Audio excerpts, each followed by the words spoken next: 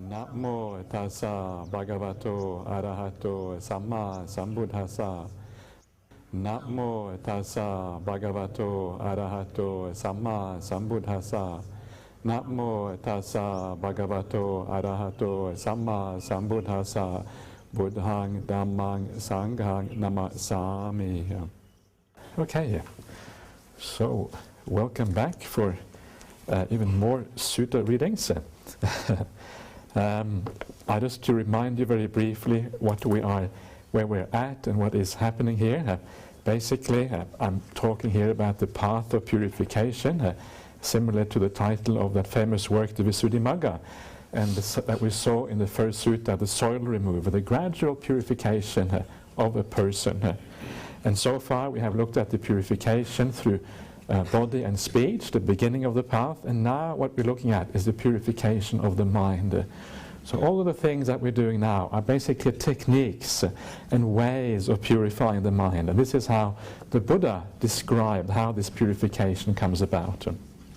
So this is what we are doing now, and the importance of this is that if you remember, we started talking about the Noble Eightfold Path, and remember we were saying that the Noble Eightfold Path is a conditioned path where one factor leads to the next one, all the way from right view, all the way to right stillness, samma samadhi, right stage by stage.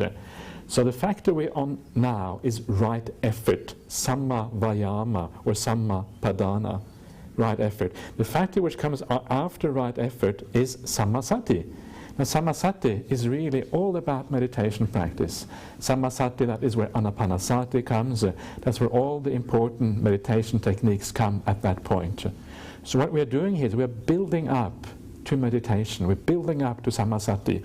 All these things we're talking about now are the conditions that are required for sammasati, for meditation really to be possible.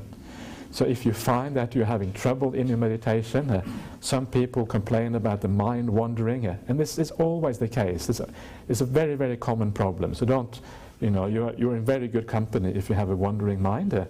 But the reason is, of course, because we haven't yet, the mindfulness isn't strong enough yet. The preliminary factors, including right effort, have not been purified enough, and that's why the meditation, the sammasati, the anapanasati does not work. So this is what we're leading to. We're leading up towards meditation practice. This is the whole point of this. So let us continue where we left off last time. We are now still on the two kinds of thought, paragraph 8. Yeah, the paragraph numbers should be the same, right? Yeah. Yeah, so the paragraph numbers are the same, it seems. So, paragraph 9. So, we have just been talking about how to overcome the unwholesome thinking, the unwholesome thoughts, and I've been trying to make the point that the main way that the Buddha talks about overcoming unwholesomeness is through using reflection, reflecting in a wise way. In other words, not by willpower, but through wisdom, if you like. So once the negative thoughts have been put aside, the next thing then are the arising of the positive thoughts. So this is what happens next in this particular sutta. So the Buddha then says, remember we're now talking about before the Buddha became the Buddha, so it's the Bodhisattva, this is how he practiced to reach awakening here. And one thing I should perhaps point out before I move on, which is quite interesting in this sutta, you will notice that the Buddha here is saying that he had thoughts of sensual desire, he had thoughts of ill will, he had thoughts of harming. Right? This is the person who is going to become the Buddha. He had these kind of thoughts. Maybe not in a very strong way, but there was a little bit there, even for a person who was becoming the Buddha. So that puts us in very good company, right? So if we have these problems, we know the Buddha too had them.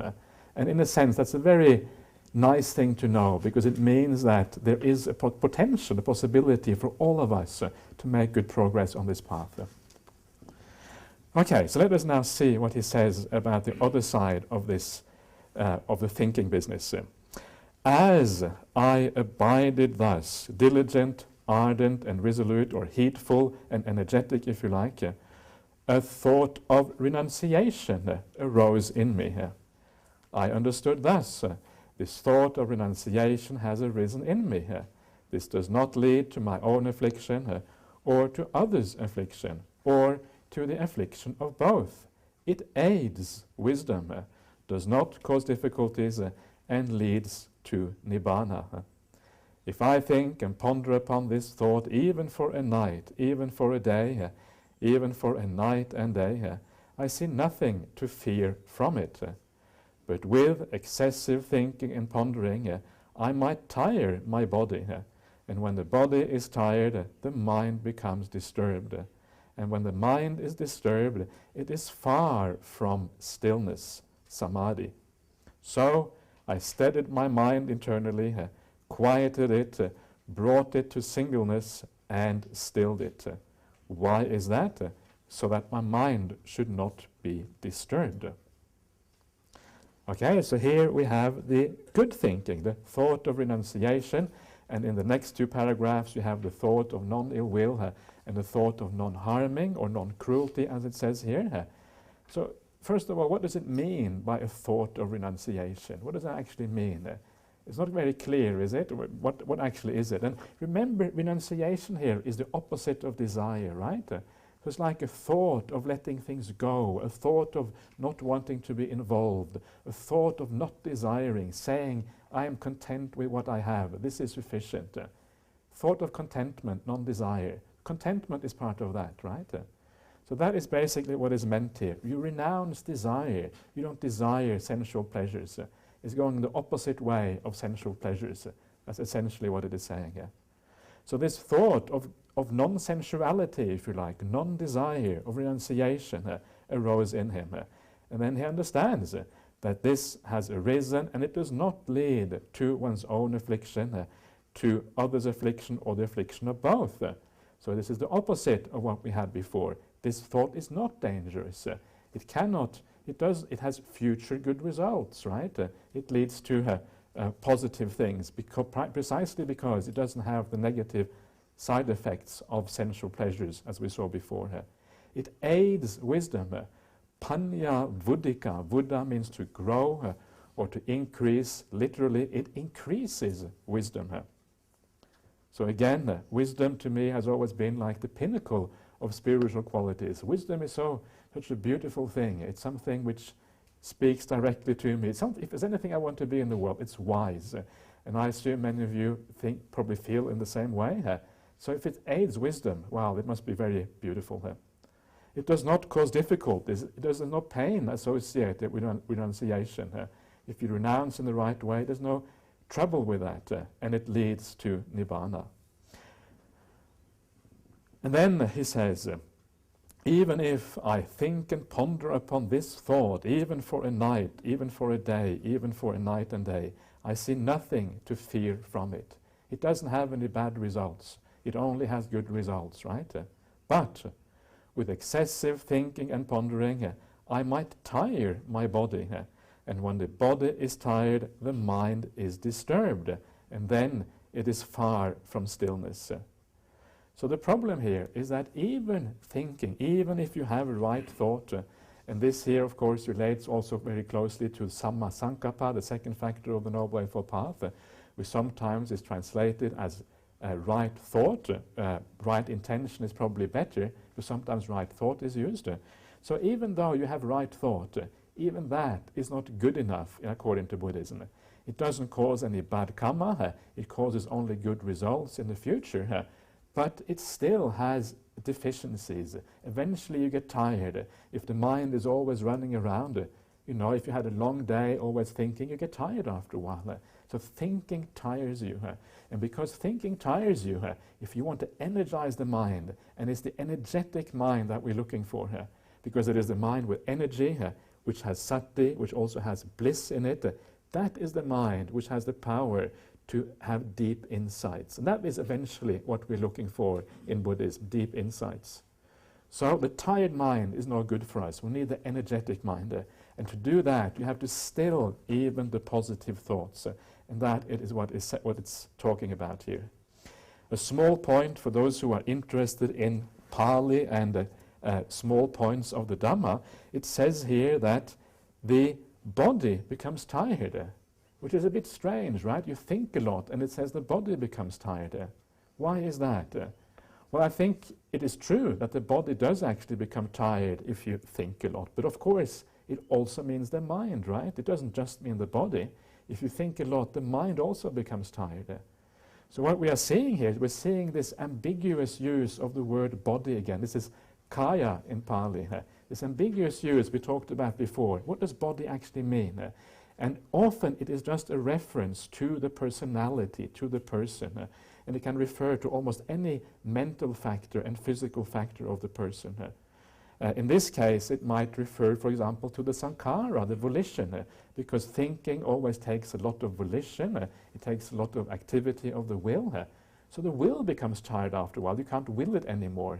The whole process starts to seize up. It doesn't actually work out. But the point, my main point is, it's a very ambiguous term, this word kaya, and it does not mean exclusively the physical body. And this is one reference that actually shows that. So the body becomes tired. This is like the nama kaya. You find in the sutras the distinction between rupa kaya and nama kaya. This is found, for example, in the Mahanidana Sutta, in the Digha Nikaya 15.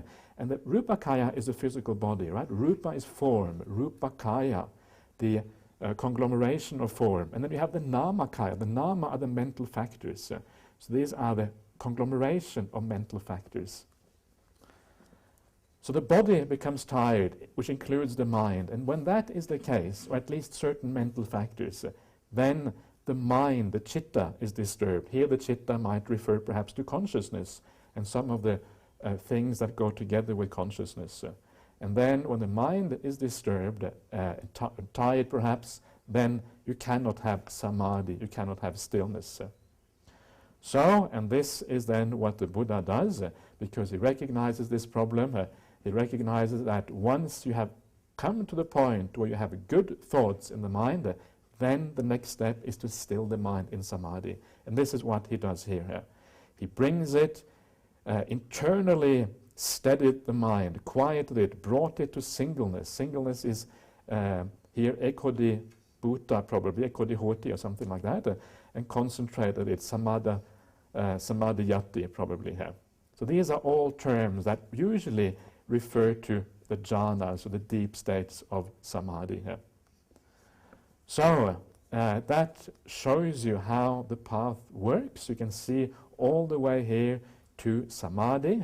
You start off by getting rid of the bad thinking, then you get rid of even the good thinking. If you remember back to the first sutta we did, the soil remover, that's exactly what it said there. You abandon the defilements, and then you abandon even the Dhamma vitaka, right? The Dhamma vitaka, which I said means the thinking that accords with the Dhamma. And this here is exactly what you're seeing here. The thinking that accords with the Dhamma is the thinking of renunciation, non-ill will, and non-harming.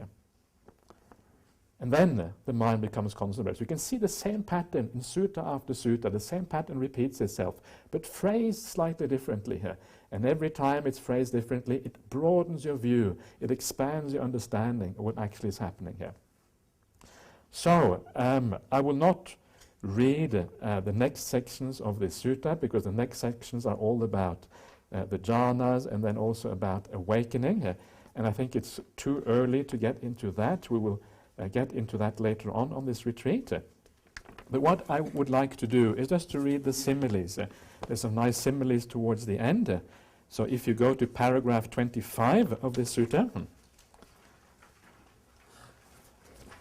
and there's a simile here about how to understand this sutta. And the simile, the Buddha says the following. Suppose, bhikkhus, that in a wooded range there was a great low-lying marsh, near which a large herd of deer lived. Then a man appeared, desiring their ruin, harm and bondage, and he closed off the safe and good path that led to their happiness, and he opened up a false path, and he put up a decoy and set up a dummy, so that the large herd of deer might later come upon calamity disaster and loss. But another man came, desiring their good, desiring their welfare and protection, and he reopened the safe and good path that led to their happiness, and closed off the false path. He removed the decoy and destroyed the dummy, so that the large herd of deer might later come to growth, increase, and fulfillment. So, this is obviously, the second man here is obviously the Buddha, right? The Buddha comes along and he desires the welfare. He's acting out of compassion, as I was saying before. He desires the welfare of being, and he reopens the safe path. And what is that? What does that mean? The safe path is the Eightfold Path. He reopens it because in the interval between Buddhas, the Eightfold Path disappears, right? It's like a dark age. It's like the Middle Ages in Europe that you read about sometimes, perhaps. It's a dark age where all knowledge gets lost, all spiritual knowledge disappears. And then the Buddha comes along and reopens that path and says this path exists. Here it is, practice this path. And there's a nice sutta in this, in the Nidana Samyutta. Nidana Samyutta is all about dependent origination. And this is the sutta called the ancient city. And the Buddha says that he was wandering around and then he discovered an ancient city in the jungle. In that ancient city in the jungle, he cleared away the kind of the overgrowth and everything and brought back that ancient city back to life. In the same way, discovering the Dhamma and discovering the Noble Eightfold Path is like rediscovering this ancient city here. Something which is always there, available to be rediscovered, but it takes somebody with very special development, psychological development, to be able to see it. So that is the Buddha, the discoverer of the ancient city here. And then he shows us that path, right? That is the Buddha here. And the simile here is that the great low-lying marsh where the herd of deer lives, that great low-lying marsh, that is a term for sensual pleasures, right? You notice there, it's low, right? That's an interesting point. It's low-lying marsh because sensual pleasures are considered relatively low in Buddhism. It is, the higher ones are, of course, the samadhi states and even above. But sensuality is considered among the low things. That's why it's low. And it's great. It's great because the variety in sensual pleasures is so enormous. You see people today, even today, that travel around the world, tasting sensual pleasures here, trying, going to China, going to Thailand, going to Europe, going to South America, going to India, tasting this, trying that, seeing different things, endlessly going around, enjoying different sensual pleasures. Not really understanding that all they're doing is just enjoying sensual pleasures in different forms. So what? Chinese food, Indian food, French food, in the end it's just food, right? There isn't that much difference. Okay, it tastes a little bit different, but so what? And this is what people run around the whole world, just for these minute differences. And essentially it's all just the same. Anyway, so that is the great low-lying marsh of sensual pleasures. And there was a great herd of deer that lived near that low-lying marsh. And of course, the great herd of deer is humanity, or even more, it's all beings, as it says here. All beings are included in that herd. So mostly beings, they hang out in sensuality. They don't hang out in the jhana realms or thereabouts. There's only a tiny, tiny, tiny percentage that get reborn in those very beautiful realms. And then it is there that the Buddha comes around, and then he shows to this herd of deer that are trapped in this low-lying marsh. He shows them a way out. And these beings are trapped by Mara. Mara is the man who appears desiring the ruin and harm. And Mara is basically desire, right? It's basically sensual pleasures. Sometimes Mara may also be considered like one of the god, like the devas that try to obstruct us, but certainly Mara is inside each one of us. The one who always tries to tempt us to enjoy sensual pleasures rather than practicing the full spiritual path. So Mara comes up, blocks off the Noble Eightfold Path, puts out a decoy. Decoy is here desire and lust, nandiraga, it's the basically desire, which is the decoy here. Desire makes you think that happiness is over there. That's what desire is all about. Oh, happiness is here. I must go there. So you follow your desires. And the Dhamma is ignorance. Ignorance means you don't see clearly. You are in the darkness, right? This is one of the nice epithets of the Buddha again. He is said to be the eye of the world because he sees. He is not in darkness. He has understood. So the Buddha functions like the eye for everybody else. And because he sees, he then tells you what he has seen. And that is how right view starts up in other people. And then, so that is ignorance. We are blind, we cannot see. That's why it's a dummy. You're going in the wrong direction. You're tricked by this, this thing which is not real. And then, because of that, you end up in calamity. Calamity is a strong word, but that is the choice here. Disaster and loss. What does that mean? It means suffering. It means rebirth in unpleasant circumstances. It means all these things. That is what calamity, loss and disaster is a term for here in the suttas. And then the Buddha comes along, reopens the Noble Eightfold Path, takes away, closes off the false path, removes the decoy, removes desire and lust, because he tells you that desire and lust is dangerous, destroys the dummy, destroys ignorance, right? Gives rise to light instead. Darkness is dispelled, light arises. There's another beautiful metaphor in the suttas where the Buddha says it's like the breaking out of a shell. You have been enclosed in this shell, like a chicken, right, inside the shell. You can't see anything, it's all dark. You have this tiny little world inside of you. And then you poke your beak, or you poke your little, your claws or whatever, through the eggshell, you break out, and suddenly you see the world for the first time. And this is what it is like when ignorance is dispelled. You see things, you see rebirth, you see karma, you see the ending of the defilements. This is like the breaking out of the shell. Beautiful metaphor, I find, beautiful way of looking at these things. And then, because the Buddha teaches, has done these things, that large herd of deer comes to growth, to increase and fulfillment. To growth, you create good karma. At the very least, you get reborn in a good place. Preferably, you take it all the way to Nibbana and you make an end of suffering once and for all. So that is that simile there of the Buddha is like the man who comes along and shows us the Noble Eightfold Path, shows us the way to happiness, to the end of suffering. And then the Buddha says at the end of the suttas, it's a kind of a standard ending of the suttas, and it's also very nice. So bhikkhus, the safe and the good path that leads to happiness has been reopened by me. The wrong path has been closed off, the decoy has been removed, and the dummy destroyed. What should be done for his disciple out of compassion by a teacher who seeks their welfare and has compassion for them, that I have done for you, bhikkhus and bhikkhunis and lay followers. There are these roots of trees, these empty huts. Meditate, bhikkhus, do not delay, or else you will regret it later.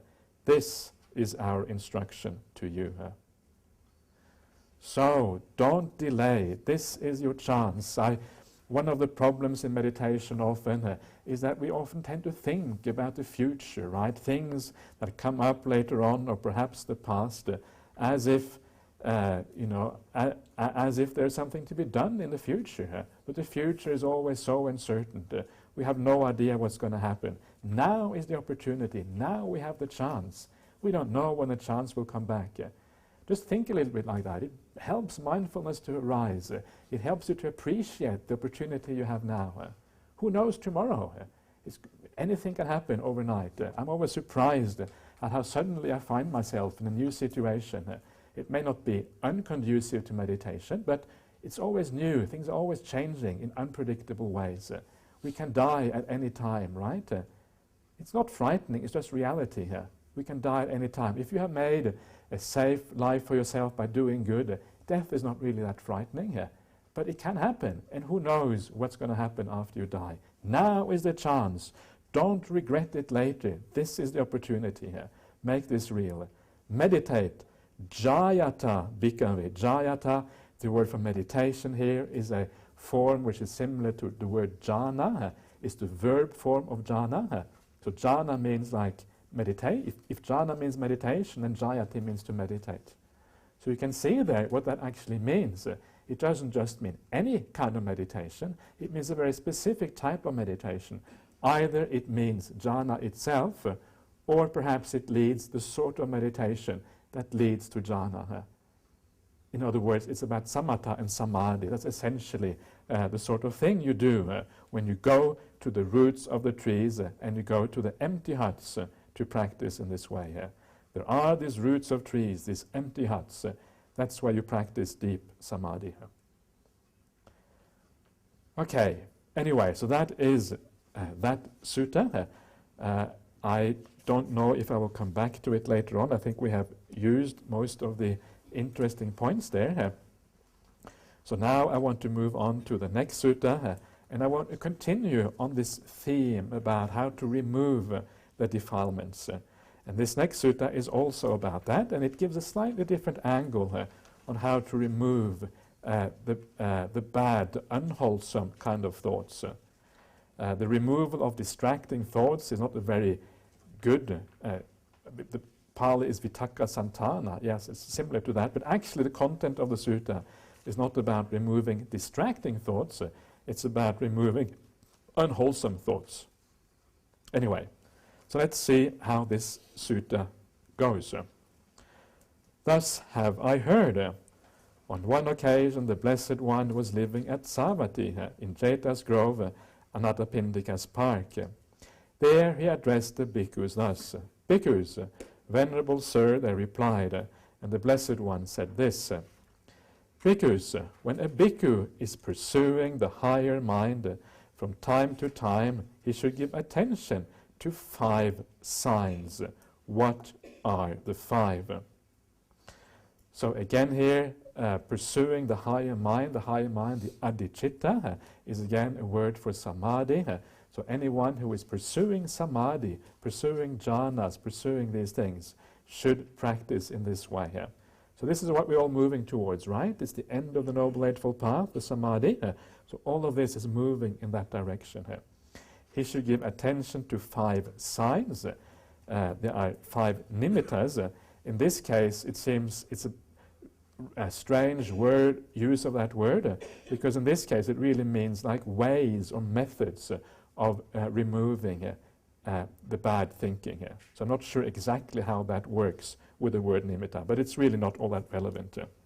So what are these 5 ways of removing the bad thoughts? Here, bhikkhus, when a bhikkhu is giving attention to some sign, and owing to that sign there arises in him evil or bad, unwholesome thoughts connected with desire, connected with hate, connected with delusion, then he should give attention to some other sign connected with what is wholesome.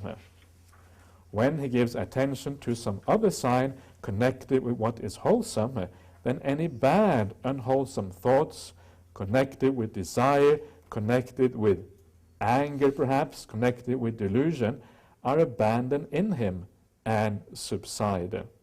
With the abandoning of them, his mind becomes steadied internally, quieted, brought to singleness, and concentrated. So, so here, giving attention to some sign, again, the word here again is nimitta, and the common meaning of the word nimitta is object. It doesn't have to mean object, it can mean a particular feature of the object. So for example, if you can look at the same person and you can see that person in many ways. You can see maybe a beautiful person, or if you look at the person another way, you can just see a plain person. Or maybe another way, you can maybe even see something you don't, unpleasant maybe, perhaps as well. So it depends how you look. And different people will look at the same person in different ways, because people attend differently. So whatever you look at, in whatever way, if it gives rise to these unwholesome bad states, then that is what this concerns, in whatever way that happens. So then what you should do, you should give attention to another sign. So that means then giving attention to another sign can either mean that you remove your attention from that object and look at something else, or it can mean you still stay with that object, but you change your perception of that object, right? So if you look at a person and you see somebody that you find is, you find something attractive in a certain person, then you can remind yourself of old age, right? You know that in that person, just behind the facade that may be attractive, old age is just behind there. If you are young or you are of a certain age, eventually you will become old, right?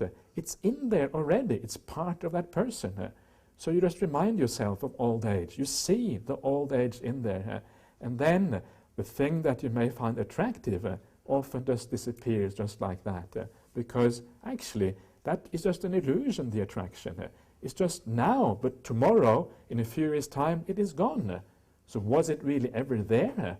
What is it actually? It's just a temporary thing passing through. It's nothing you can hold on to. It's like a mirage, something which comes and goes very quickly. So that then is the way, seeing behind the facade, seeing the old age, seeing the other aspects of the body which is not right there, seeing the aspects which are not attractive. That is the way then of changing your perception. And it's not that difficult to do. It doesn't take that much training to be able to do that. And sometimes it's very useful because sometimes you actually need to focus on a certain object. It may be attractive. You may not have the much choice to turn away.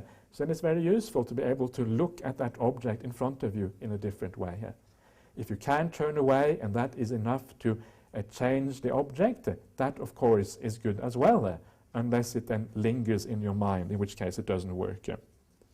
So that then is the way to do that. So how can we actually do this in a way that is efficient for ourselves? And of course, one of the big problems in life is often anger, right? We have perhaps certain people we find it difficult to get along with.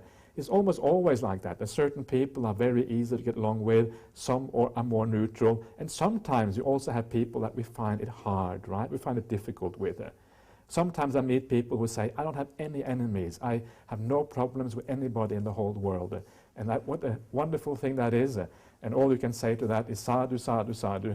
You're doing really well if that is the case. But for most people, it is often the case that there are some people they find it a little bit difficult. So when you are face to face with that person, what do? It's very easy for unwholesome thoughts to arise, right? So what you need to do, and this comes up in a later sutta as well, is to remind yourself of the good qualities in that person. And most people, in particular in the congregation, in an assembly such as this, it is wonderful to have friends like the people who are here now, people who have good sila, people who practice kindness and compassion in their lives.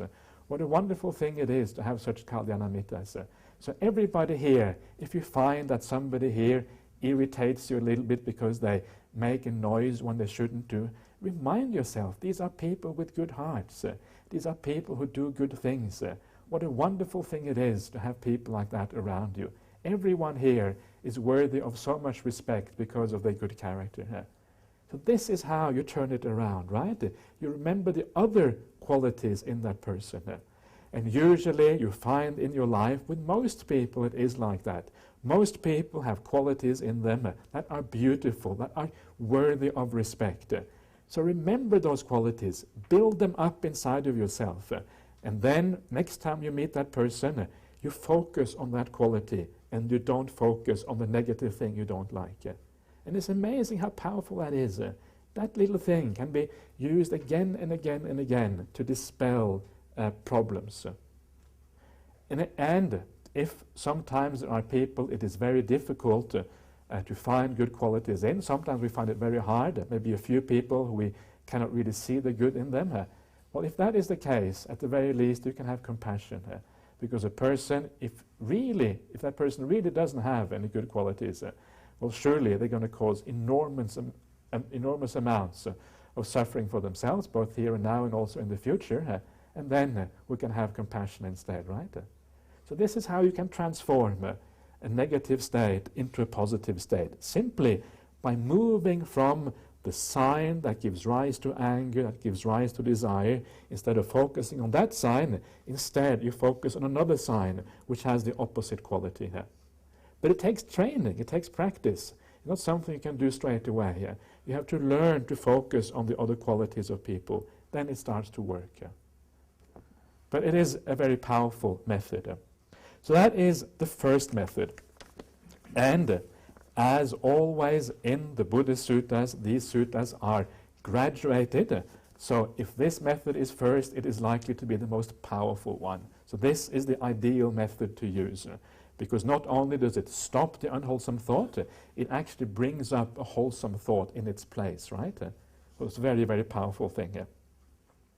And then, when you have abandoned that unwholesome thought, then you steady your mind, and then you bring it to singleness again. We have seen this phrase many times now, quieten it down, singleness, concentrated.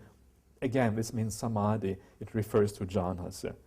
Okay, so then again, you can see here, I was just saying how samadhi and jhanas are everywhere in the suttas. It is absolutely packed with these things. So just observing that is actually quite interesting here.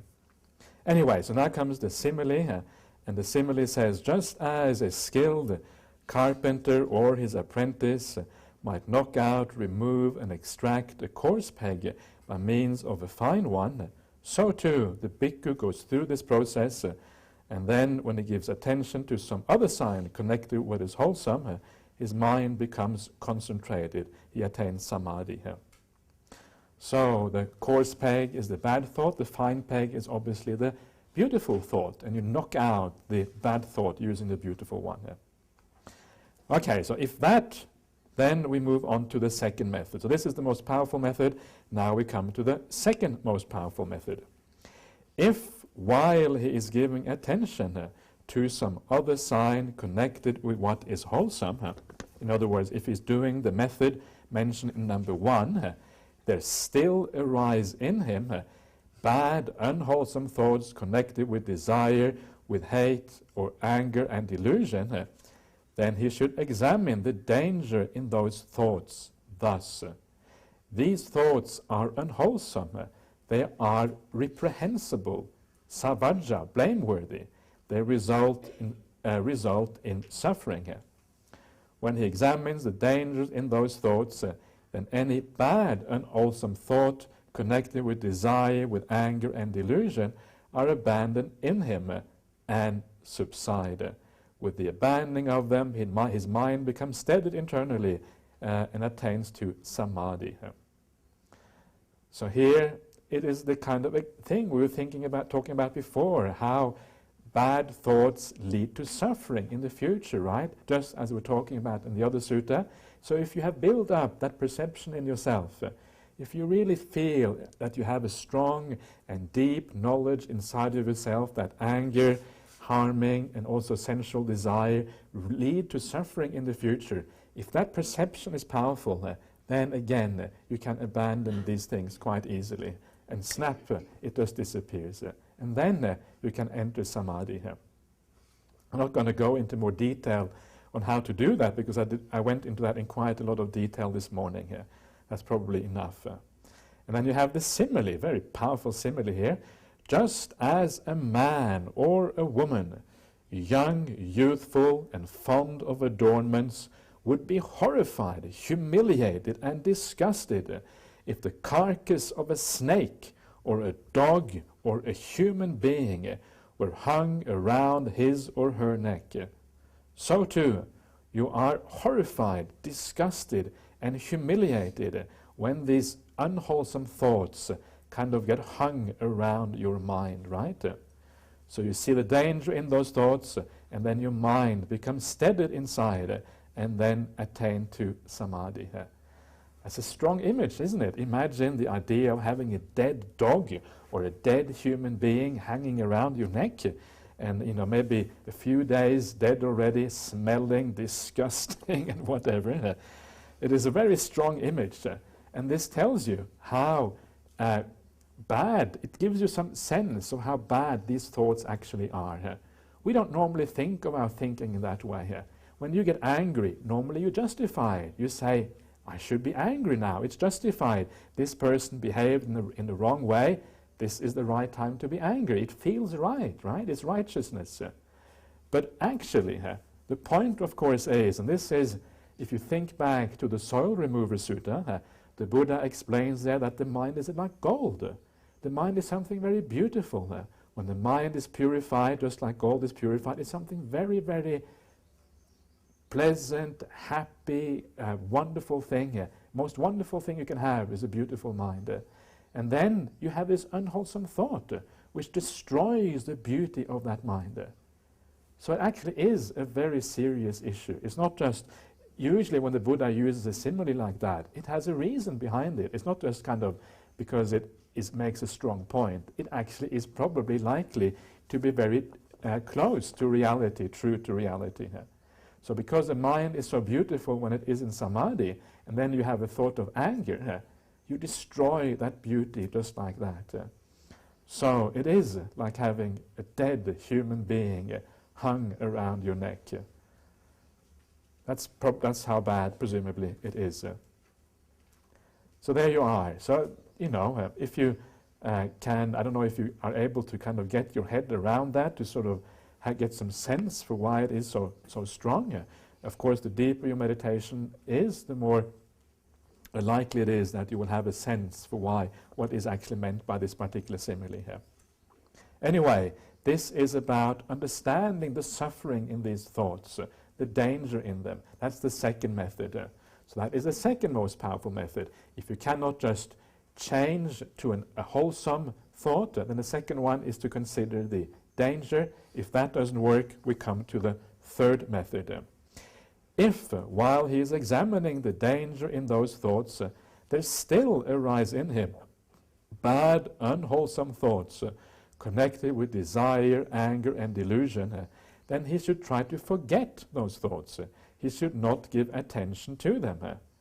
When he tries to forget those thoughts and does not give attention to them, then any bad, unwholesome thoughts connected with desire, with anger and delusion are abandoned in him and subside.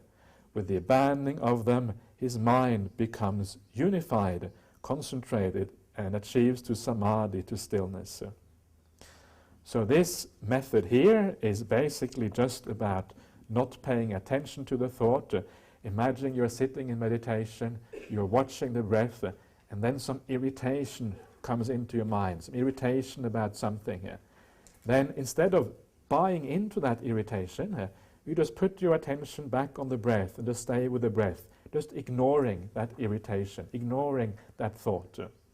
And by ignoring it in that way, by just going back to what you're doing, whether it is watching the breath or in daily life, it is your work or whatever it is, but putting your attention back there and ignoring that thought, sometimes that's enough to dispel that thought. This works in particular if you see it very early. If you allow the anger to become strong, if you allow the anger to, or the desire to become strong, it's very hard to ignore it. It usually tends to come back and back again. But if you catch it early on, if you have a bit of mindfulness, a bit of clear comprehension as to what is happening, and you see things happening, then sometimes just ignoring it can actually work. But of course, it doesn't always work. And if it doesn't work, then comes the next method here. If, while he is trying to forget those thoughts and is not giving attention to them, still there arises in him bad, unwholesome thoughts connected with desire, with anger and delusion, then he should give attention to the stilling of the thought formation of those thoughts. When he gives attention to the stilling of the thought formation of those thoughts, then any bad, unwholesome thoughts connected with desire, anger, and delusion are abandoned in him and subside. with the abandoning of them, his mind becomes steadied internally, etc., and reaches samadhi. So this is a little bit cryptic.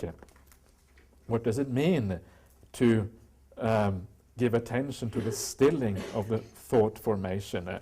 What the Pali here, thought formation, is a vitaka sankhara, I think. What is meant here, seems to be meant here, and that fits very well with the simile afterwards, is that thought, the idea of formation here. Formation is not a very good translation here, because formation to me is a word which has almost no meaning whatsoever. When I hear that word, I think, don't know what it means, basically. I know what it means because I know the Pali, but I don't know from the word formation. But sankhara, again, is about the will. It's about the doer inside, the activity inside. In the latest translation of the Anguttara Nikaya, the numerical discourses, Venerable Bhikkhu Bodhi translates sankhara as activity. And that is a much better translation because it shows what is happening in the mind, the activity inside, the doer, the chaitana, the will inside. So what we are doing here is we are stilling the doer. We're stilling that chaitana that gives rise to the thinking. That is what is happening here. So, and this is something that sometimes people don't understand, because people often think, oh, thoughts just come into my mind. It's not my fault. They just, this is just anatta. They appear out of nowhere. But the reality is that thoughts don't actually appear out of nowhere. Thoughts only appear because you want them to appear. It takes intention, it takes chaitana, it takes will to actually give rise to a thinking mind. And this can be very hard to see. Sometimes you actually have to have a very deep state of samadhi before you can see how thought arises, where it comes from. And it always is because you want the thinking. You want to think. That's why you think. And that is why it's also possible to end the thinking mind. And I was talking to some people today in the interviews about techniques to overcome the thinking mind. And the reason why you think, the reason why you will the thinking is because that's where you think happiness is, right? You think happiness is in fantasizing, in thinking about the future and the past. Why do you think that? Because there isn't enough happiness in the present moment. So that's why all of this path here, one of the most important aspects here, it's geared towards reducing the suffering and generating some sort of happiness inside of you. That happiness becomes the glue, which glues you to the present moment. When you feel happy, you want to be here. There's no point in going into the past and future anymore, right? So that's why mindfulness is often dependent on some sort of happiness inside, not on willpower. So the point here is that thought always comes because of intention. We desire that thought to arise. So by stilling the intention, by stilling the thing that gives rise to the thinking in the first place, the thought also stops. So how do we do that? Well, this is what I've been talking about yesterday in the meditation. I say being a passive observer, right? That's what being a passive observer is like. It is just standing back, just watching. When you are just watching, there's no input of will. There's no input of intention. You're not trying to do anything. You're just observing. When you're just observing, all the thinking that is created from the will starts to calm down because you're not willing anymore. That's how it works. That's why the passive observer method works, because the will is taken out, the thinking, everything calms down. And this is the method also described here by the Buddha. You just stand back, you just watch the thought, and because you watch it, you're no longer involved in it, you're no longer pushing it forward, it starts to calm down. And you will see this is quite clearly what is meant here, because now the simile comes up, and this is exactly how the simile works. Just as a man walking fast might consider, why am I walking fast? What if I walk slowly? And he would walk slowly. Then he might consider, why am I walking slowly? What if I stand? And he would stand. Then he might consider, why am I standing? What if I sit? And he would sit. Then he might consider, why am I sitting? What if I lie down? And he would lie down. So you can see here the gradual decreasing of activity, right? Activity becoming less and less and less. And the mind, the activity becoming less and less and less. The thought calming down until it disappears entirely. You're lying down, essentially. So by doing that, he would substitute each grosser posture one that is subtler. A more subtle thought becomes subtler and subtler and subtler. And so too, when a bhikkhu gives attention to the stilling of the thought volition, the volition behind the thought, then his mind finally becomes concentrated and steadied and brought to singleness. So there you are. These are the methods for overcoming the bad thinking. And then comes the last method. And I have to warn you, you have to be careful with this last method because this last method can sometimes lead people astray. Sometimes you get the wrong kind of people who use this last method. People who already have too much negativity and ill will. They can often move towards this last method because they think I'm going to really crush the mind and crush these bad thoughts. I'm going to make an end of them. And if you do that and you're coming from ill will, it can lead to psychological disturbances, basically. This is what is called, I think, repression in Western psychology. You repress thoughts. They're still there, but you are kind of pushing them into a corner of the mind. And after a while, you start to get psychological problems from this kind of thing. So you have to use this method with care. But it can be used if it's used appropriately. So what the Buddha says here is if, while he is giving attention to stilling the thought volition of those thoughts, there still arise in him bad, unwholesome thoughts connected with desire, with anger and delusion, then with his teeth clenched and his tongue pressed against the roof of his mouth, he should beat down, constrain, and crush mind with mind. When, with his teeth clenched and his tongue pressed against the roof of his mouth, he beats down, constrains, and crushes mind with mind, then any bad, unwholesome thoughts connected with desire, with anger and delusion are abandoned in him and subside. So basically, if occasionally you feel that maybe you are kind of at your, you don't know what to do with your mind, things are not going the right way, and you think, okay, maybe now what I need to do is just to try to suppress the whole thing.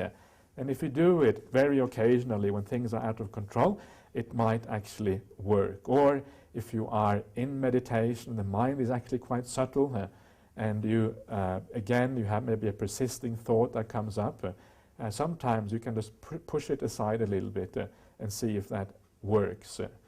But essentially, I think this method is, generally speaking, to be used only with great care, because it can actually lead to problems if it is used the wrong way. The very strong words here, the clenching of the teeth and the pressing of the tongue against the roof of the mouth. So, and then the simile for this one, you can see here in the simile again, just as a strong man might seize a weaker man by the head and shoulders and beat him down, constrain him and crush him. So too, the bhikkhu with his teeth clenched, etc., he beats down and constrains the mind. And then if you do that in the right way, and that I think is the whole point here, if you do it in the right way, then actually the thought disappears, and then you can actually achieve concentration or samadhi even through that particular method.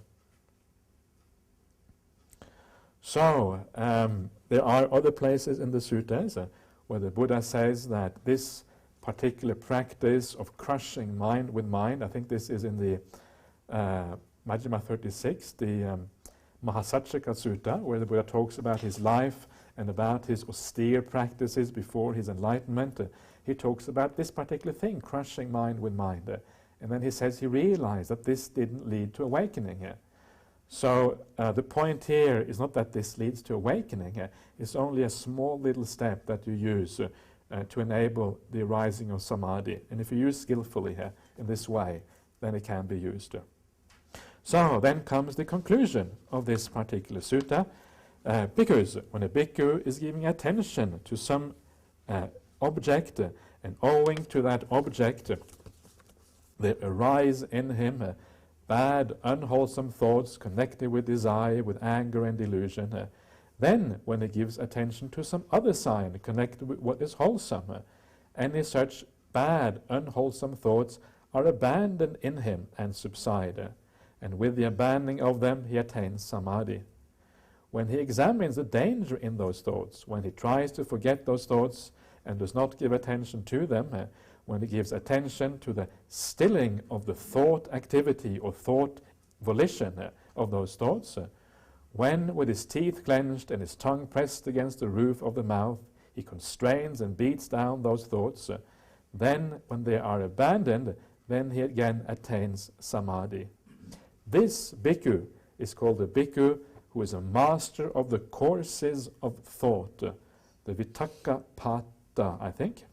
The courses of thoughts, the pathways of thoughts, the ways of thoughts.